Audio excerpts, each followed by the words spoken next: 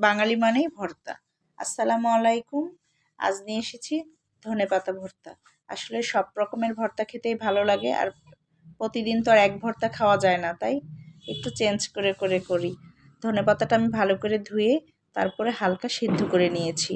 এটা খুব অল্প সিদ্ধ করে নিয়েছি রঙটা ঠিক রাখার জন্য। তারপর পেঁয়াজ, কাঁচামরিচ, সামান্য রসুন একসাথে ভেজে নিয়ে আমি ব্লেন্ড করে নিয়ে নিচ্ছি। আসলে হাতে করলে খুব ভালো মিহি হবে না, তাই ব্লেন্ড করে নিলাম। হাতে আঁশ থেকে যেতে পারে। এরপর স্বাদ মতো লবণটা দেওয়ার মনে ছিল না, তাই আবার লবণটা দিয়ে একসাথে ব্লেন্ড করে নিলাম।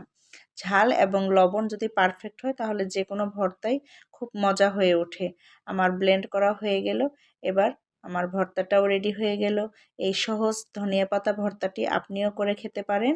আর আমার ভিডিওটি দেখার জন্য অনেক অনেক ধন্যবাদ। ভালো থাকবেন সবাই। সবার সুস্থতা কামনা করি। আল্লাহ হাফেজ।